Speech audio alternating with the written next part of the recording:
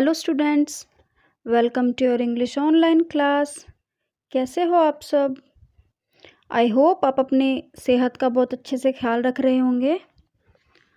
तो बच्चों, आज हम क्या पढ़ेंगे? आज हम आपकी 5th क्लास की text book my book of English का जो चैप्टर नंबर 2 है द लायन किंग, उसके वर्ड मीनिंग और क्वेश्चन आंसर करेंगे। तो चलिए स्टार्ट करते हैं। सबसे पहले वर्ड मीनिंग देखिए। उसमें फर्स्ट वर्ड दिया हुआ है किंगडम।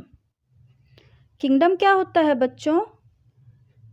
किंगडम एक ऐसी जगह होती है जो किसी राजा या रानी के द्वारा रूल की जाती है, यानी जहाँ पर राजा या रानी का राज होता है। तो उसे हम इंग्लिश में कहते हैं टेरिटरी या स्टेट, और हिंदी में इसका अर्थ है साम्राज्य। मतलब ऐसी जगह जहाँ पर राजा या रानी राज करते हैं, तो उस पूरी जगह को हम टेरिटरी और स्टेट कहते हैं। सेकंड वर्ड है कैप्चर्ड।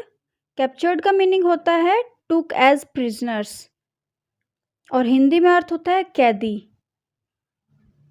टुक एज प्रिजनर्स का मीनिंग है जिसको हम पकड़कर ले जाते हैं और अपनी कैद में रखते हैं, तो उसे हम कैदी कहते हैं। अगला वर्ड है फॉन्स। फॉन्स का मीनिंग होता है यंग वंस ऑफ डियर, यानी हिरन के बच्चे। अगला वर्ड देखिए वर्शिप्ड। वर्शिप्ड का मीनिंग होता है प्रेड, और हिंदी में अर्थ होता है पूजा की, यानी वर्शिप्ड होता है पूजा करना। अगला वर्ड है सेल्फिश। सेल्फिश का मीनिंग होता है thinking of one self only, और हिंदी में अर्थ है स्वार्थी, यानी सिर्फ अपने बारे में सोचना, उसे हम स्वार्थी कहते हैं। अगला वर्ड है टस्क्स। इसका मीनिंग होता है outer teeth of an elephant, हाथी के दांत। तो आपने एलिफेंट देखा होगा जिसके सूंड के पास 2 दांत निकले होते हैं बाहर की तरफ, उन्हें हम टस्क कहते हैं। अगला वर्ड है क्लॉ। क्लॉ क्या होता है? A curved nail on the toe of an animal. जो एनिमल का पंजा होता है उसे हम क्लॉ कहते हैं। आपने देखा होगा जो एनिमल के पैर होते हैं, पंजा होता है, उस पर नेल्स निकले होते हैं कर्व्ड, थोड़े घुमावदार से, तो उसे हम क्या कहते हैं? क्लॉ, यानी पंजा। अगला वर्ड है डिक्रीज्ड। डिक्रीज्ड का मीनिंग होता है बिकेम स्मॉलर, और हिंदी में अर्थ होता है घट गया। डिक्रीज्ड होता है धीरे धीरे कम होना। अगला वर्ड है स्मगलर। स्मगलर का मीनिंग होता है one who sells and buys things illegally. Sells का मीनिंग होता है बेचना, और बाइज का मीनिंग होता है खरीदना। इलीगली का मीनिंग होता है चोरी छुपे, और जो ये काम करता है उसे हम कहते हैं तस्कर, यानी जो चीज़ों को खरीदता या बेचता है, जैसे एनिमल्स या फिर कोई भी चीज़ हो उसे खरीदेगा या बेचेगा चोरी छुपे, उसे हम कहेंगे स्मगलर। अगला वर्ड है मर्सीलेस। मर्सीलेस का मीनिंग होता है शोइंग नो पिटी, यानी निर्दयी। पिटी का मीनिंग होता है दया। शोइंग नो पिटी का मीनिंग होता है जो बिल्कुल भी दया नहीं दिखाते, उसे हम कहते हैं निर्दयी। अगला वर्ड है डिस्ट्रॉय। डिस्ट्रॉय का मीनिंग होता है डैमेज, और हिंदी में इसका अर्थ होता है नष्ट करना, यानी बिल्कुल ख़त्म कर देना, नष्ट कर देना। अगला वर्ड है सिविलाइज्ड। सिविलाइज्ड का मीनिंग होता है पोलाइट या फिर रिफाइंड, और इसे हिंदी में कहते हैं सभ्य। मतलब जो बहुत ही नम्र लोग होते हैं, पढ़े लिखे लोग होते हैं, जिनमें सेंस होती है, उन्हें हम कहते हैं सभ्य। अगला वर्ड है रिसोर्सेज। रिसोर्सेज का मीनिंग होता है नेचुरल वेल्थ, और इसका हिंदी में अर्थ होता है संसाधन। नेचुरल का मीनिंग होता है प्राकृतिक, और वेल्थ का मीनिंग होता है दौलत। नेचुरल वेल्थ का मीनिंग होता है नेचर ने हमें वेल्थ दी हुई है, जैसे कि पेड़ पौधे हैं, पानी है, लैंड है, तो ये सभी क्या है? हमारे नेचुरल वेल्थ है, यानी संसाधन है। अगला वर्ड है बेनिफिट्स। बेनिफिट्स का मीनिंग होता है यूजफुलनेस, यानी फ़ायदे। तो चलिए बच्चों, आपको वर्ड मीनिंग समझ आ गए होंगे। आगे हम इसका कॉम्प्रिहेंशन वाला पार्ट करते हैं।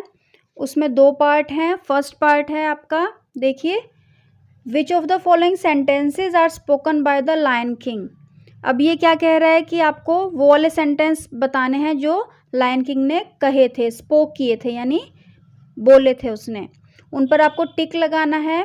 तो फर्स्ट सेंटेंस देखिए क्या कहा है उसने, माई किंगडम वॉज नेवर ब्यूटिफुल। तो फर्स्ट सेंटेंस में वो क्या कह रहा है कि मेरा kingdom was never beautiful. Never का मीनिंग होता है कभी भी नहीं, तो मेरा किंगडम कभी भी ब्यूटीफुल नहीं था। तो ऐसा तो लायन किंग ने कहा ही नहीं था। लायन किंग ने क्या कहा था कि मेरा किंगडम बहुत पहले बहुत ही ब्यूटीफुल हुआ करता था। तो इसमें आपको क्या करना है, क्रॉस लगाना है। अगला सेंटेंस है my birds sang the sweetest songs. ये भी हमने रीड किया था कि मेरे बर्ड्स बहुत ही मधुर गीत गाया करते थे। तो इसमें ये लायन ने कहा था, तो इसमें टिक आएगा। थर्ड सेंटेंस है, रीड करिए, none of the hilly tribes lived with us. तो इसमें लायन किंग क्या कह रहा है कि कोई भी हिली ट्राइब्स हमारे साथ नहीं रहता था। नन का मीनिंग है कोई भी नहीं।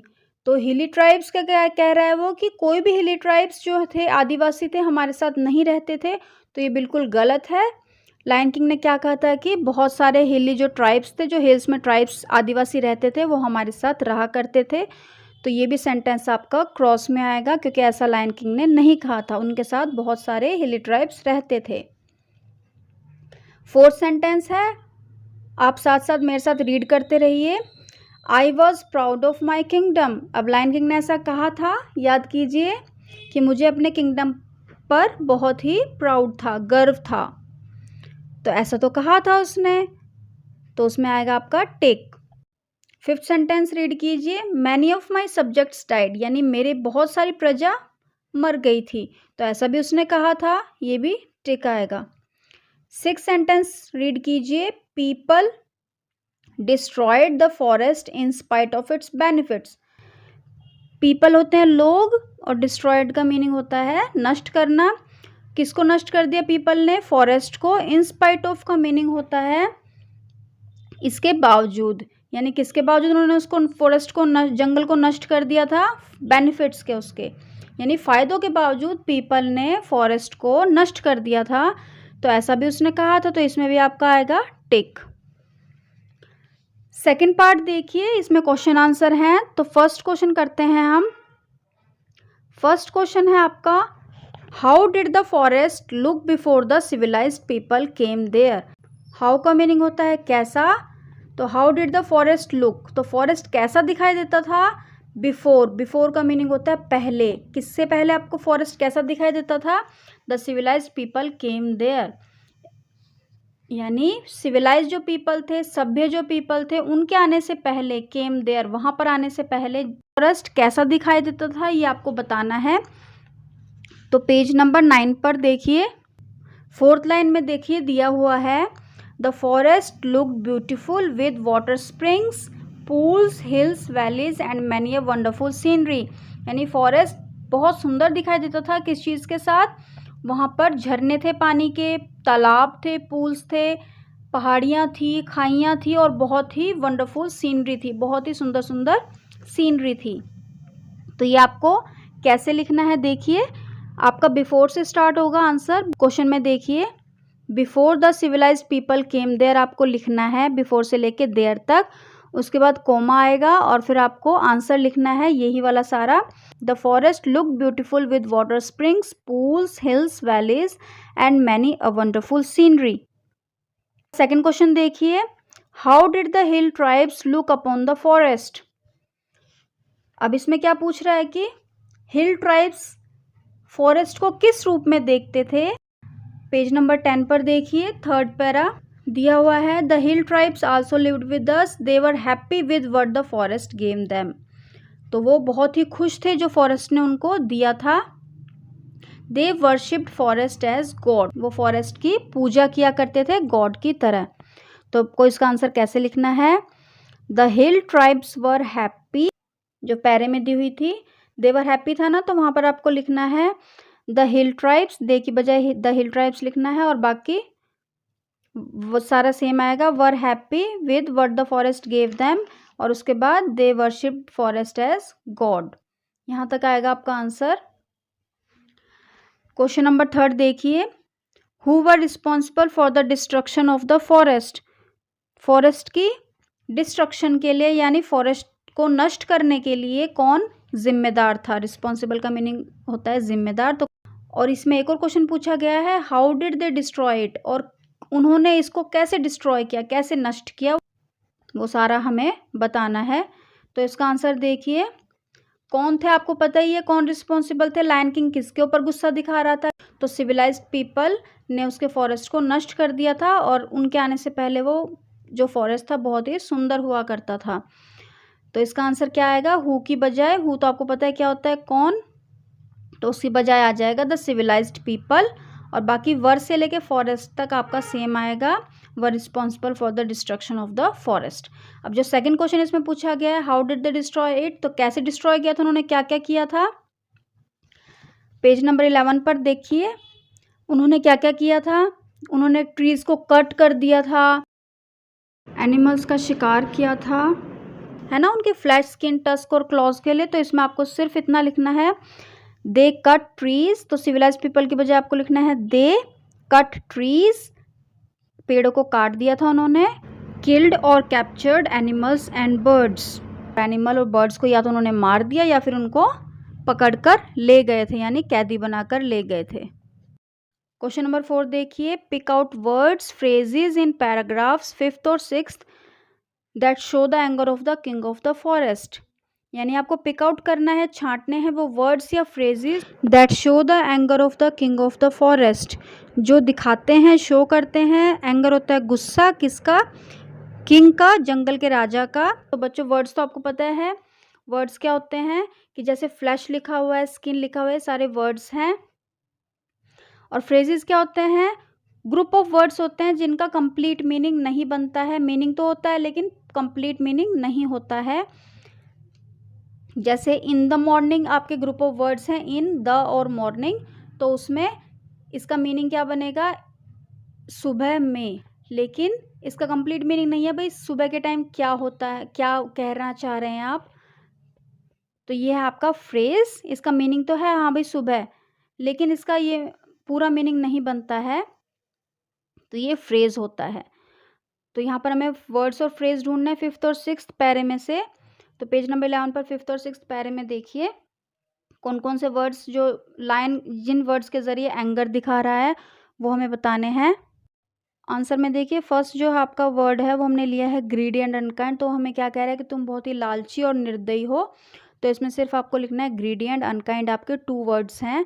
सेकंड पॉइंट में देखिए रॉब्ड अवर रिसोर्सेज है, भाई लूट लिया हमारे रिसोर्सेज को, ये हमारा फ्रेज है। थर्ड में देखिए मर्सीलेस वर्ड है हमारा, भाई निर्दयी वर्ड है, तो ये कहकर वो जो लायन है वो हमें अपना गुस्सा दिखा रहा है।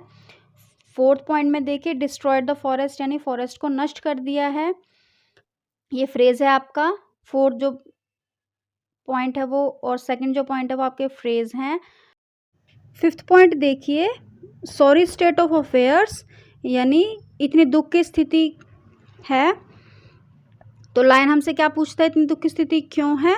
तो ये जो आपके ग्रुप ऑफ वर्ड्स हैं सॉरी स्टेट ऑफ अफेयर्स, ये है आपका फ्रेज है। अगला 6th पॉइंट है रिस्पॉन्सिबल फॉर दैट, पूछता है ना लायन कि इसके लिए जिम्मेदार कौन है, तो ये भी रिस्पॉन्सिबल फॉर जो है इन वर्ड से भी हमें पता चलता है कि वो पूछ रहा है कि जिम्मेदार कौन है। 7th पॉइंट है hunters and smugglers among you, यानी हंटर्स एंड स्मगलर्स, शिकारी और तस्कर, यानी जो चोरी छुपे जानवर को खरीदते और बेचते हैं तुम में से, वो हमें इंसान को कह रहा है कि तुम में से जो शिकारी और स्मगलर्स हैं, मतलब हम कौन है, शिकारी और स्मगलर्स, हम जानवरों को मारते हैं या फिर उनको बेचते हैं, चोरी छिपे पकड़कर लेकर जाते हैं। 8वां पॉइंट है अटैक्ड माय किंगडम, मेरे किंगडम पर अटैक किया, ये भी फ्रेज है। क्वेश्चन नंबर 5 है what steps do we need to take to protect the forest, कौन से स्टेप्स हमें लेने चाहिए, हमें लेने की ज़रूरत है to take to protect the forest, ताकि हम जंगल को प्रोटेक्ट कर सकें, बचा सकें। प्रोटेक्ट होता है बचाना, रक्षा करना। तो आंसर में देखिए स्टेप्स आपके हैं सबसे पहले आपको लिखना है steps to protect the forest, यानी ये स्टेप्स हैं आपके जंगल की रक्षा करने के लिए, उसको बचाने के लिए, जो प्रोटेक्ट करने के लिए हम ले सकते हैं। तो फर्स्ट पॉइंट है आपका we should not cut trees, हमें शुरू होता है चाहना, तो वी शुड नॉट यानी नहीं चाहिए हमें, कट ट्रीज़ यानी ट्रीज़ को कट करना हमें बिल्कुल नहीं चाहिए, हमें उनको कट नहीं करना चाहिए। सेकंड पॉइंट है grow more and more trees, हमें ट्रीज़ को ज़्यादा से ज़्यादा उगाना चाहिए, नए नए प्लांट्स लगाने चाहिए। थर्ड पॉइंट है आपका नेवर हंट और किल एनिमल्स एंड बर्ड्स, की कभी भी ना तो शिकार करना चाहिए, नेवर होता है कभी भी नहीं, तो हंट होता है शिकार करना, ना तो कभी शिकार करना चाहिए और ना ही किल करना चाहिए एनिमल्स और बर्ड्स को। तो ये कुछ स्टेप्स थे जिनसे हम फॉरेस्ट की प्रोटेक्शन कर सकते हैं। तो बच्चों आई होप आपको आज का लेक्चर समझ आ गया होगा। बाकी वोकैबुलरी वाला पार्ट हम अगले लेक्चर में करेंगे। तब तक अपनी सेहत का भी ख्याल रखिएगा। तो तब तक के लिए गुड बाय, टेक केयर।